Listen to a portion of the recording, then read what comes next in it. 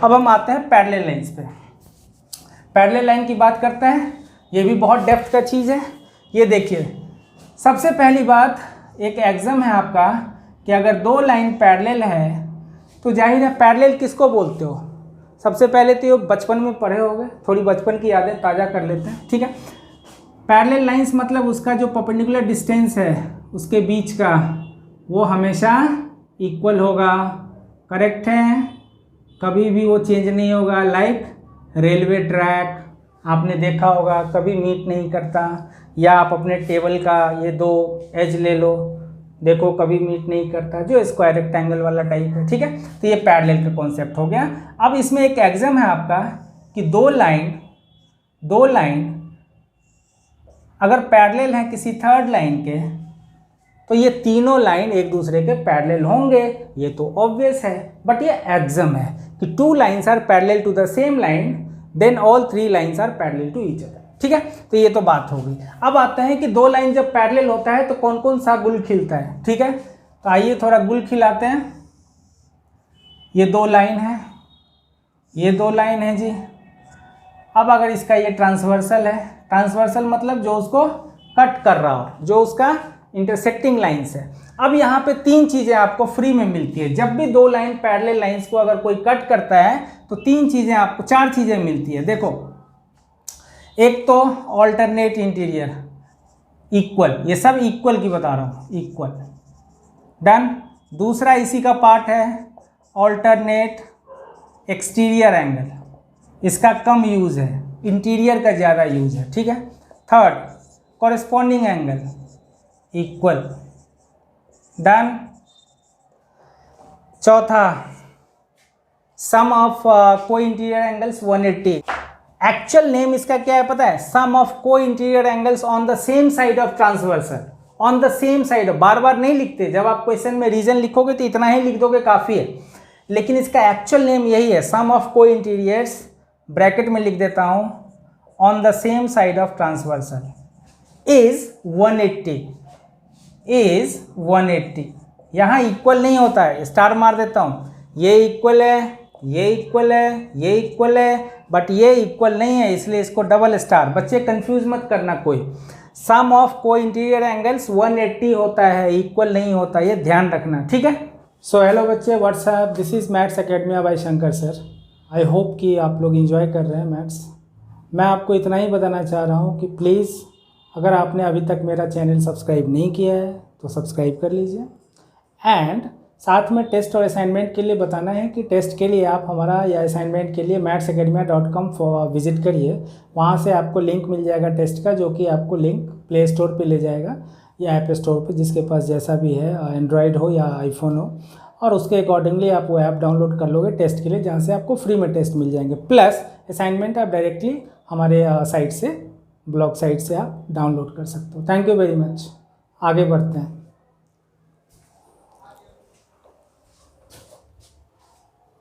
अब यहाँ पे नेमिंग कर लेता हूँ मैं 1 2 3 4 5 करके, और आपको एग्जाम्पल दिखाता हूँ, ठीक है। कैसे दिखाऊंगा? अगर यहाँ थोड़ा सा मैं इसको डिस्टेंस पे करता हूँ, रुको, यहाँ दिखाता हूँ, मैं मिटा के मैं यहाँ बना रहा हूँ ताकि वहाँ एग्जाम्पल बता सकूँ मैं, करेक्ट है। ये दोनों लाइन पैरेलल हैं। अब देखो मैं लिख रहा हूँ 1 2 3 4 5 6 7 8। ये बच्चा जो अगर समझ गया, इसके टेक्निक अगर समझ गए तुम कि ऑल्टरनेट क्या है, कॉरेस्पॉन्डिंग क्या है, को इंटीरियर क्या है, आप पैरेलल लाइन और ज्योमेट्री के मास्टर हो गए। ये ध्यान रखना, इसी का तो सारा गेम चलता है पूरे लाइन्स एंगल्स में, ट्रायंगल में, हर जगह, ठीक है। तो आइए सबसे पहले ऑल्टरनेट इंटीरियर एंगल की बात करते हैं। ऑल्टरनेट इंटीरियर एंगल जो कि जेड शेप में होता है, यहाँ हिंट में लिख देता हूँ, जेड शेप है ना, जिब्रा क्रॉसिंग जैसे होता है। ये देखो, ये वाला, ये वाला और ये वाला, ध्यान देना, ये वाला, यानी कि ये एंगल और ये एंगल, ये आपका ऑल्टरनेट इंटीरियर है। यानी कि मैं यहाँ लिख देता हूँ पेयर बना बना के, एंगल 3 इक्वल टू एंगल 6 होगा, एक पेयर। दूसरा पेयर जब ये जेड होगा, ये और ये, तो इस केस में ये वाला और ये वाला मैं डबल डबल मार देता हूँ ताकि कंफ्यूजन ना हो। तो यहाँ पे क्या होगा, एंगल 4 इक्वल्स टू एंगल 5। ये हो गया आपका ऑल्टरनेट इंटीरियर एंगल्स, करेक्ट है। अब आते हैं ऑल्टरनेट एक्सटीरियर एंगल। पोजीशन वही रहेगा, ठीक है, एक कोना ये कोना, लेकिन अब की बार में इंटीरियर नहीं रहेगा, एक्सटीरियर एंगल होगा। मतलब देखो ये था और ये था इंटीरियर एंगल में, ऑल्टरनेट इंटीरियर। अब पोजीशन वही रहेगा, ये वाला और ये वाला, ये ऑल्टरनेट एक्सटीरियर एंगल हो गया, ठीक है। तो यहाँ पे आप क्या लिखेंगे, आइए इसका लिखते हैं angle 1 equal to angle 7 and इधर वाला और इधर वाला, इसको क्या लिखोगे, angle 2 equal to angle 8। These are alternate exterior angles, ठीक है। अब आता है कॉरेस्पॉन्डिंग एंगल। कॉरेस्पॉन्डिंग एंगल क्या है, एक ही लाइन में होगा, ट्रांसवर्सल के बगल से ही जाएगा, एक ही तरफ, एक ही साइड, ये साइड चेंज नहीं करेगा। ऑल्टरनेट इंटीरियर और एक्सटीरियर में क्या है, साइड चेंज कर रहा है। एक इस साइड है ट्रांसवर्सल के, एक इस साइड है, एक इस साइड है, ये जेब्रा क्रॉसिंग की तरह है। तो एक इस साइड है, एक इस साइड है, एक इस साइड है, एक इस साइड है, बट कॉरेस्पॉन्डिंग एंगल में एक ही साइड में, सेम साइड में होगा। ये भी सम ऑफ को इंटीरियर भी सेम साइड में ही होता है और कॉरेस्पॉन्डिंग एंगल भी सेम साइड में ही होता है। किसके सेम साइड में, ट्रांसवर्सल के सेम साइड में। सो ये ट्रांसवर्सल है, इसके सेम साइड में ही कौन सा होगा कॉरेस्पॉन्डिंग एंगल। तो देखो मैं 3 वाला मार देता हूँ यहाँ, 1 2 3। ये एंगल 2 एक ही साइड में, ट्रांसवर्सल के एक ही साइड में, एक के बाद दूसरा छोड़ के तीसरा, ये 2 और 6 जो है आपका, ये कॉरेस्पॉन्डिंग एंगल है, ठीक है। तो यहाँ आ जाओ, लिख दो एंगल 2 इक्वल टू एंगल 6, एक हो गया। अब आते हैं इस पे, अगर मैं इसका पूछूं, मान लो 4 वाला कर देता हूँ इसको, 4, तो इसका कौन सा कॉरेस्पॉन्डिंग एंगल होगा। वीडियो पॉज करो, खुद दिमाग लगाओ। तो इसका हो जाएगा, देखो 4 के बाद 6 छोड़ के 7, सेम साइड में, साइड नहीं चेंज करना है, एक ही लाइन में। 4 के बाद 6 छोड़ के 7, ये 2 3 4, तो 4 और 7 हो गया आपका कॉरेस्पॉन्डिंग एंगल, 4 और 7। ऐसे ही अगर इधर बात करूं तो मैं 3 के बदले क्या लिखूंगा, 3 के बाद 5 नहीं 8, तो मैं यहाँ लिख देता हूँ एंगल 3 इक्वल टू एंगल 8, एक ये हो गया। और 1 के बदले क्या होगा, 1 के बाद 3 नहीं होगा 5, तो मैं लिख दूंगा angle 1 equal to angle 5, that's it. तो ये हो गया आपका कॉरेस्पॉन्डिंग एंगल। अब आते हैं सम ऑफ को इंटीरियर एंगल्स इक्वल्स टू 180, या इसी को बुक में भी कई जगह देख लोगे लिखा होगा सप्लीमेंट्री। तो एक ही बात है, सप्लीमेंट्री भी बताया था कि जिस 2 का सम 180 होगा वो सप्लीमेंट्री होगा। तो सम ऑफ को इंटीरियर एंगल्स 180 है on the same side of transversal, ये याद रखना, ठीक है। तो अब जैसे ये ट्रांसवर्सल है, सेम साइड में 2 इंटीरियर एंगल का सम 180, 2 इंटीरियर एंगल, सम ऑफ को इंटीरियर है ना, दोनों एक ही साथ है, एक ही साइड में है। तो ये ट्रांसवर्सल है, इसके सेम साइड में 2 इंटीरियर एंगल, ये और ये है, तो इन दोनों एंगल का सम 180 होगा। मतलब एंगल 4 और एंगल 6 क्या होगा, 180 होगा। ऐसे ही इस साइड में आ जाओ, ट्रांसवर्सल के इस साइड में, तो 2 को इंटीरियर, दोनों इंटीरियर वाले एंगल कौन से हैं, एक ये एक ये, तो इन दोनों का सम 180 होगा। मतलब एंगल 3 और एंगल 5 इज 180, ठीक है। तो ये सारी बातें आपको सीखनी जरूरी है। अगर इसके मास्टर हो गए आप, तो आप समझ लो आपने जंग जीत लिया। अब अगर इसी का उल्टा हो, है ना, सिचुएशन ऐसे एग्जाम्स वगैरह आ जाते हैं कि अच्छा इसका प्रूफ भी कोई बोलेगा कि सर ये कैसे होता है, ये बता दो। मैं एक छोटा छोटा सा प्रूफ दिखा देता हूँ आपको कि ऑल्टरनेट इंटीरियर एंगल्स इक्वल है, ठीक है, अगर पैरेलल लाइंस हो तो। या इसी का उल्टा आ जाएगा कि if alternate interior angles are equal then lines are parallel. If, देखो सबका आप कन्वर्स बता रहा हूँ, ये था if lines are parallel and there is a transversal, तब क्या क्या सीन होता है, ये 4 सीन होते हैं। जब 2 लाइन पैरेलल होंगे तो ये 4 चीज़ें आपको फ्री में मिलती है, ठीक है। एक alternate interior angle equal, exterior angle equal, corresponding angle equal and sum of को इंटीरियर 180। अब इसका कन्वर्स होगा, जब 2 लाइन पैरेलल नहीं होगा और आपको बताना होगा कि भाई इसको पैरेलल करके दिखाओ, तब क्या करोगे, इसी चारों में से कोई एक चीज़ ला के दिखा दोगे। ये 4 ब्रह्मास्त्र हैं, इसमें से कोई भी एक चीज़ ला के दिखा दो, लाइन पैरेलल हो जाएगा। यस, कोई भी इन चार में से एक चीज़ ला के दिखा दो, लाइन पैरेलल हो जाएगा। यानी दो लाइन, सपोज करो हमारे पास कुछ भी गिवन उवन है, मैं क्वेश्चन नहीं बता रहा बट आपको कॉन्सेप्ट दे रहा हूँ। मान लिया ये ए बी है, ये सी डी है और ये एम एन है, डन। ये पी है, ये क्यू है, मान लो कुछ कुछ दिया हुआ है, ये इक्वल वो इक्वल ब्ला ब्ला कट कुट जो भी व्हाटएवर। अब आपको प्रूव करना है कि A B parallel to C D. बताओ तो पैरेलल कैसे करोगे, क्या चीज़ लाके दिखाओगे कि वी कैन से कि yes A B parallel to C D. इसके लिए ये चार ट्रिक है, इस चारों में से कोई भी एक चीज़ आप लाके दिखा दो, लाइन पैरेलल हो जाएगा, गारंटी है। ठीक है, आप कैसे भी कैसे करके आप दिखा दो कि भाई this angle equal to this angle. ठीक है, उसके बाद आप लिख दोगे कि since alternate interior angles are equal so lines are parallel. कैसे लिखोगे, सिंस मान लिया हमने ये एंगल लिख दिया, angle A P Q equal to angle P Q D.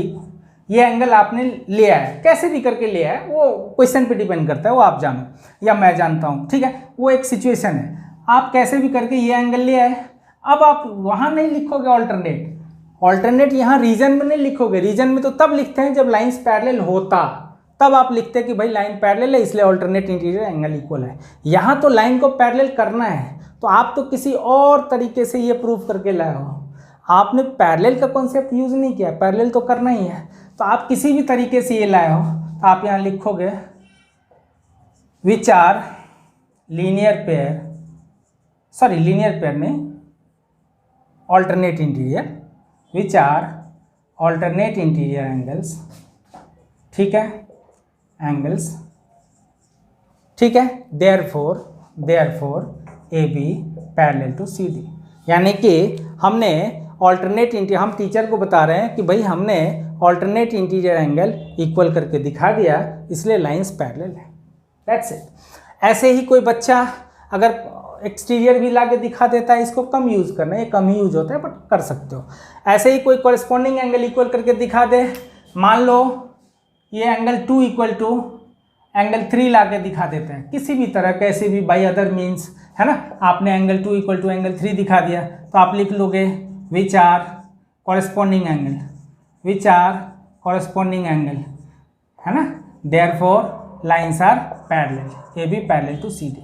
अब इसका थर्ड फॉर्म है ये भी आप कर सकते हो। बाय थर्ड मीन्स आप कैसे भी लाके, मान लो कि ये हमारा 2 है, ये 3 है, 4 है, तो आप किसी भी तरह अगर ये लाके दिखा दिया आपने कि angle 3 plus angle 4 equals to 180, कैसे भी लाके आपने दिखा दिया कि ये 3 प्लस 4 180 है, तो ये किसका पोजीशन है, कोई इंटीरियर का पोजीशन है, तो आप बोलोगे which is sum of co interior angles हैं is 180, which is sum of co interior angles 180, therefore lines are parallel. ये कॉन्सेप्ट जिसने समझ लिया वो मास्टर हो गया, पैरेलल लाइन्स का मास्टर हो गया। यही चीज़ तो नहीं समझ में आता, इसी में तो फंसते हैं, कहाँ रीजन लिखूँ, कहाँ ब्रैकेट में लिखूँ, कहाँ रीजन लिखूँ। ये आप बाहर में लिखते हो, ये बाहर में लिखते हो। जब आपका पैरेलल नहीं दिया हुआ है, आपको पैरेलल करना है, तब आप कैसे भी लाते हो, ये करके दिखाते हो और आप यहाँ लिखते हो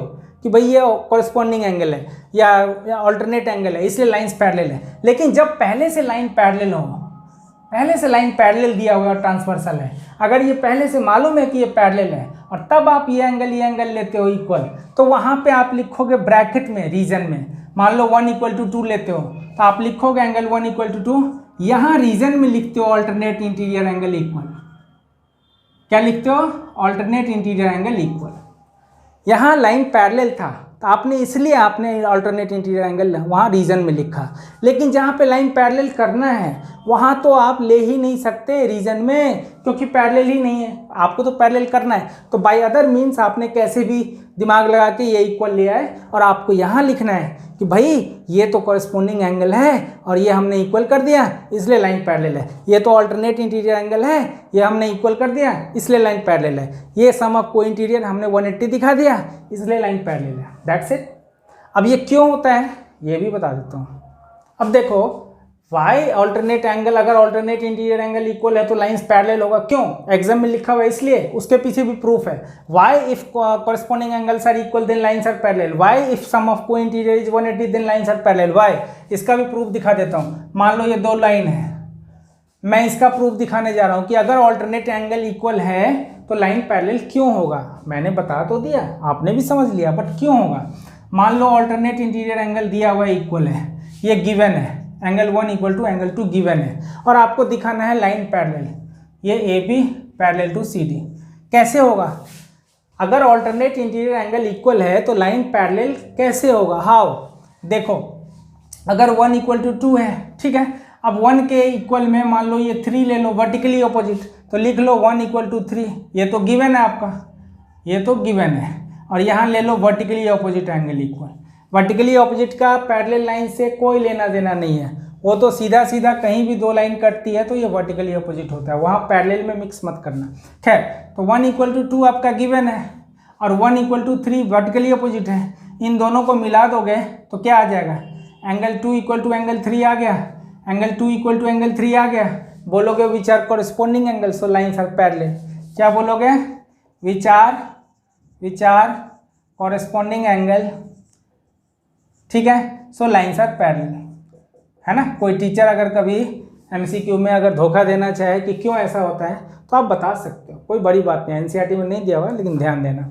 ऐसे ही मान लो अगर मैं बोलूँ, ये तो हो गया कि अगर ऑल्टरनेट इंटीरियर एंगल इक्वल है, ऑल्टरनेट इंटीरियर एंगल इक्वल था तब। दूसरा केस है जब कॉरेस्पॉन्डिंग एंगल इक्वल दिया हुआ हो, कॉरेस्पॉन्डिंग एंगल इक्वल दिया हुआ हो और आपको बताना है कि लाइंस पैरेलल होगा। कैसे? मान लो आपको कॉरेस्पॉन्डिंग एंगल दिया हुआ है, एंगल 2 इक्वल टू एंगल 3 दिया हुआ है, ये गिवन है, और आपको दिखाना है A B parallel to C D. तो कैसे करोगे? तो ऐसे ही कर लेना, 2 इक्वल टू 3 है, ये तो गिवन है, और बोल दो 3 इक्वल टू 1 है जी, वर्टिकली ऑपोजिट, ठीक है, वर्टिकली ऑपोजिट एंगल इक्वल। अब इन दोनों को मिला दोगे तो क्या आ जाएगा? एंगल 2 इक्वल टू एंगल 1 आ गया, और एंगल 2 और 1 का पोजीशन क्या है? ऑल्टरनेट का, तो लिख दोगे which are alternate interior angle, alternate interior angles, therefore lines parallel, that's it, ठीक है। अब तीसरा केस बता देता हूँ कि सम ऑफ को इंटीरियर वाला। तो उसमें देखो, अगर सम ऑफ को इंटीरियर 180 दिया हुआ है तो वाई लाइंस आर पैरेलल क्यों होगा? मान लो 1 यहाँ पे हम डाल लेते हैं 4।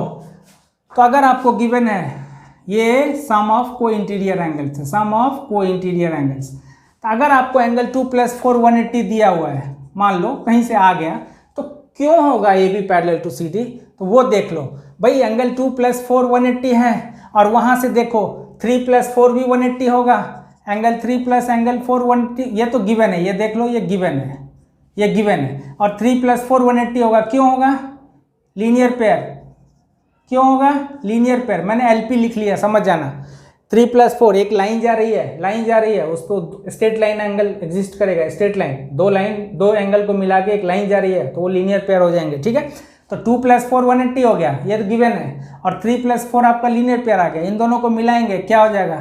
Angle 2 + angle 4 equal to angle 3 + angle 4 cut, तो क्या आ गया? Angle 2 equal to angle 3। Angle 2 equal to angle 3 क्या है? इसका पोजीशन क्या है? कॉरेस्पॉन्डिंग एंगल का, तो लिख दोगे which are corresponding angle, which are corresponding angles, therefore lines parallel, that's it, है ना। ये चीज़ आपको समझना है कि अगर लाइंस पैरेलल होता है तो वो 4 चीज़ें आती है फ्री में, alternate interior, alternate exterior equal, corresponding equal, sum of को इंटीरियर 180। और इसका कन्वर्स है कि अगर if alternate interior angles equal then y lines are parallel, if corresponding angle equal then y lines are parallel, if sum of co-interior angle 180 then y lines are parallel। ये concept समझना जरूरी है। जिसने ये समझ लिया, एनसीईआरटी क्या हो, आरटी क्या हो, उसके 90% क्वेश्चन तो आप ऐसे ही उड़ा दोगे। किसी हायर लॉजिक जहाँ पे लगता है प्रूफ वाले क्वेश्चन में, उसमें ठीक है, मानता हूँ लाइंस में, एंगल्स में और 9th में कॉन्ग्रुएंसी में कुछ अच्छे क्वेश्चन भी आ जाते हैं, बट 90% क्वेश्चन आप सॉल्व कर सकते हो, आई नो दैट, ठीक है। तो ये कंप्लीट हो गया मेरा। अब इसके बाद छोटा सा और बचा हुआ है लाइंस एंगल्स का, sum of angles in a triangle, वो बताने जा रहा हूँ।